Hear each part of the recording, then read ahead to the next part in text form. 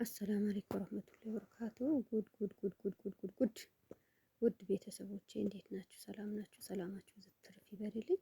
የዛሬ ጉድ በጣም የሚያስደነግጥ ነገር እንዲህ ነገር ሴት ልጅ እንደዚህ የሆናት ልጅ ያፈቀረችው ስንት ዓመት ስንቶቻችሁ ነገ አሁን ቢታረቁ እሱማ እናቴ ትሙት ይሄ ፊቴ ያቃጠልሽ አላት። እንዴት አድርጋ ወንድሜ ለምን ወንድም አሁን ነገ አደባባይ ላይ ይታረቃሉ። እሷ ግን ሀይሚ ምን ነካት?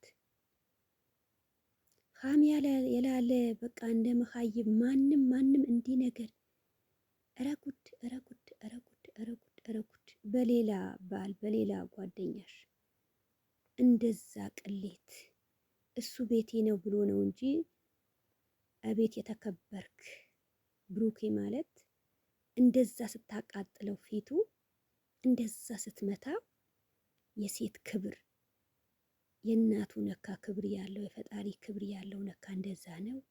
እንዲህ አርጋ ስታቃጥለው እንዲህ አድርጋ እየመታችው ሴት ናት ብሎ አክብሮ ከቤቴ ውጭልኝ እንጂ ሌላ ምንም እጁ ምንም ሳይሳሰት በቃ አንዴ ብቻ ይሄ የመታሽኝ እጅሽ ያነሳሽብኝ እናቴ ትሙት አላት። ይሄ ነገር ምን ይመስላችኋል? ምን አይነት ክብር የሰጣት ልጅ፣ ምን አይነት ክብር የሌላት እቺ ማንጠረ እቺ ጢው በቃ ሴቶች ይሄ አንድ 20 ነው የ15,000 ጸጉር በጸጉር በእንትናችሁ ይሄ የእንትን ያሳማነ ምንድነው ጸጉር ራሳችሁ ጭንቅላታችሁ ላይ ከደፋችሁ በቃ ምንም እንትን አይላችሁ ማለት ነው።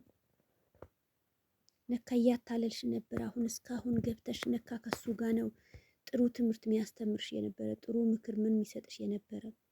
አረ ወንድምሽ ማብረሽ ካንቺ ጋር ቢሆን አሁን እሱን ከኋላ ከካሜራ ጀርባ ሚልሽ ነገር ፈጣሪ ያውቃል። ብሩኬ ግን እንደ አብረሽ ቢነኩት ምን ቢሉት እንደዚህ ጸባይ ያለው ወንድ ነካ ወንድ ግን እዛ ጋር አዩሽ እንዲህ ጢው ስትይ እድሜ ባውደር እንዲህ በቃ ተቀባብታችሁ ምን ከሆናችሁ ሞታ ፈጣሪ ከእንደዚህ ነገር